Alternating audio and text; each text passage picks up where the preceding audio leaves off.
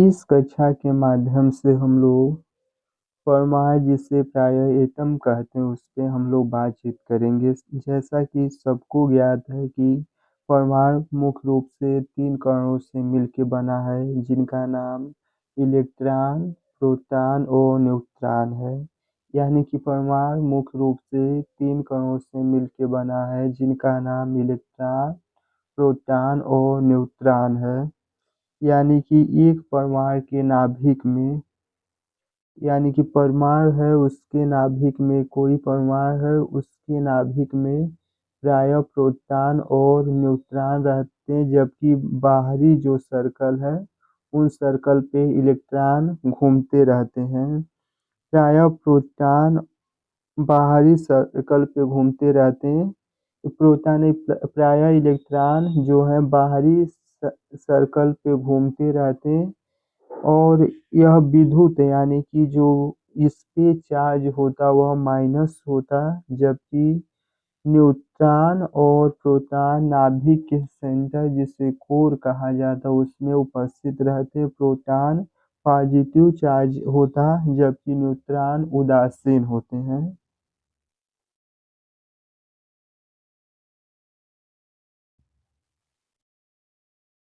इसमें हम लोग बात करेंगे यूरेनियम। यूरेनियम प्रायः ईंधन के रूप में परमाणु भट्ठी अगर हम बना रहे हैं यानी कि विद्युत उत्पादन कर रहे हैं उसमें यूरेनियम ईंधन के रूप में प्रयोग किया जाता है।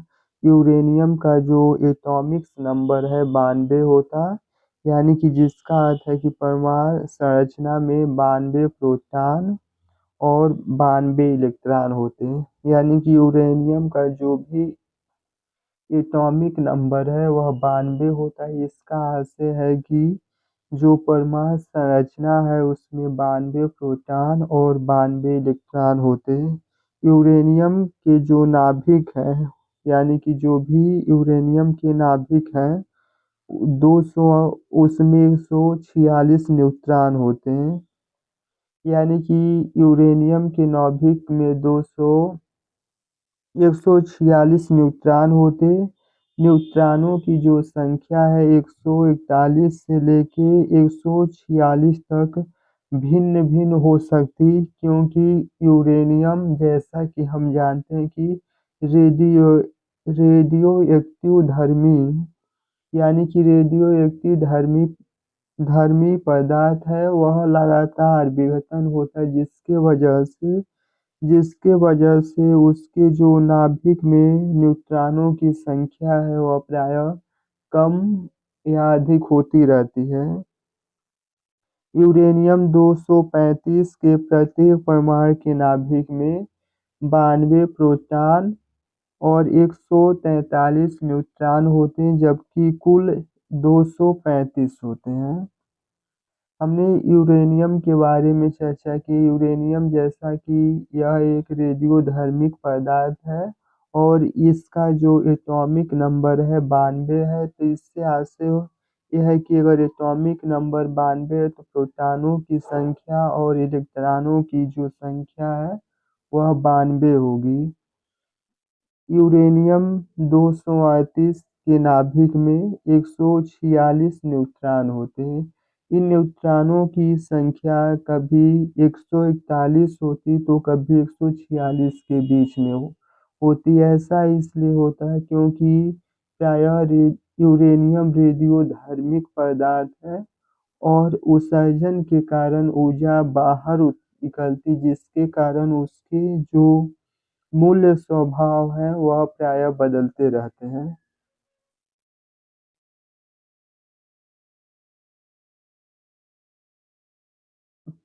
फिशिंग प्रोसीजर के बारे में हम लोग जानेंगे। फिशिंग प्रोसीजर एक ऐसी प्रक्रिया है यानी कि यह एक प्रकार की श्रृंखला की प्रक्रिया है जिसमें विखंडन किए जाने वाले न्यूट्रॉन कम से कम एक और नाभिक अतिरिक्त विखंडन उत्पन्न करते हैं।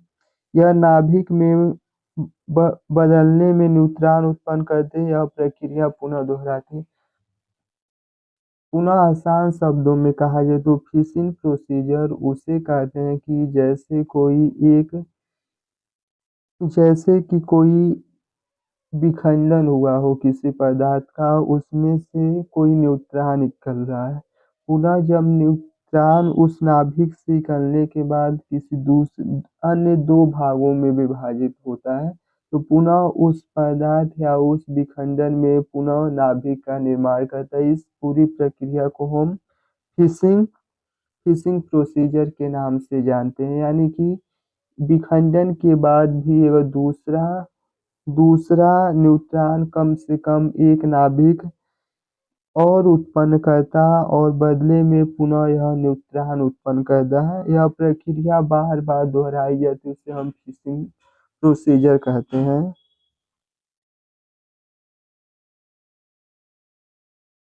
कंट्रोल्ड फिशिंग प्रोसीजर रिएक्टर, यानी कि प्रायः इस प्रकार की विधि के माध्यम से हम जो फिशिंग प्रोसीजर है उसको परमाणु रिएक्टर में हम जानबूझकर कराते और उसको अपनी देख रेख में, यानी कि फिशिंग जो प्रक्रिया उसको रोका जा सके और जो न्यूट्रॉनों की प्रारंभिक गति है, यानी कि जो न्यूट्रॉन की प्रारंभिक गति से विखंडित हो रही उस गति को धीमा किया जा सके और उसके साथ साथ एक माद्रित जोड़ने से परमाणु श्रृंखला प्राप्त होती।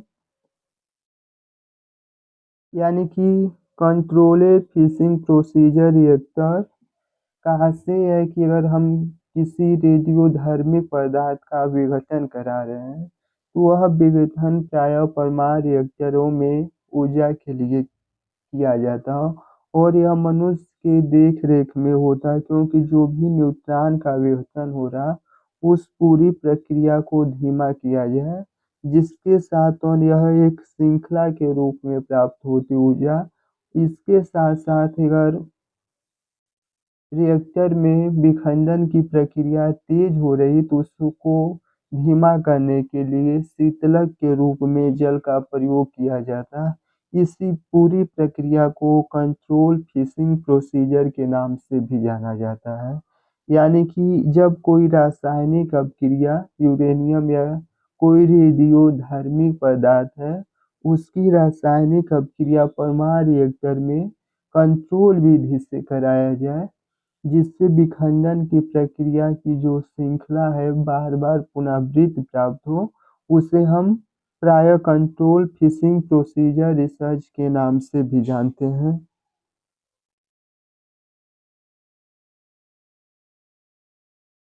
बीडर रिएक्टर उस रिएक्टर को कहा जाता है, यानी कि यह भी परमाणु से संबंधित है।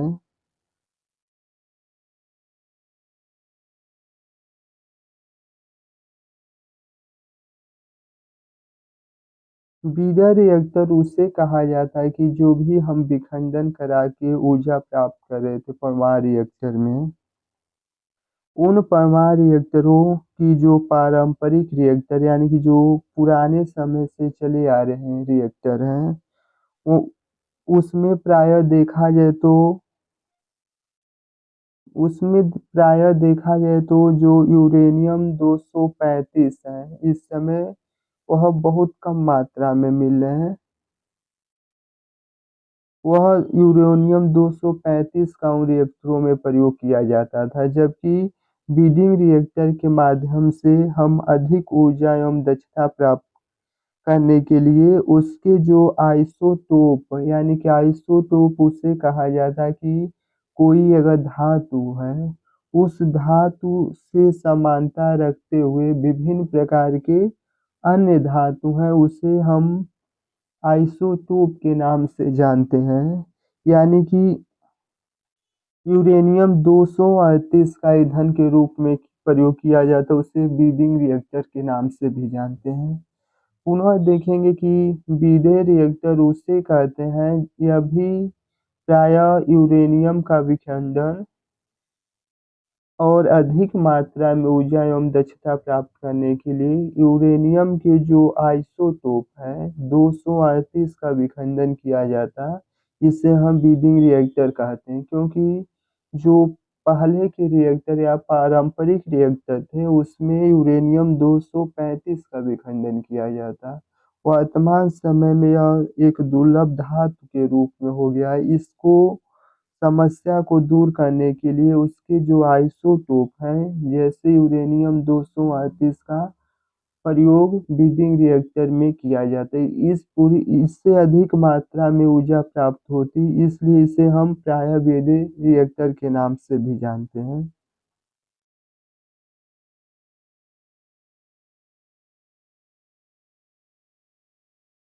भारत में देखा जाए तो ब्रीदिंग रिएक्टर कहाँ कहाँ पे स्थापित हुए उसके बारे में हम चर्चा करेंगे। ब्रीदिंग रिएक्टर इन इंडिया, यानी कि भारत में ब्रीदिंग रिएक्टर कहाँ पे है।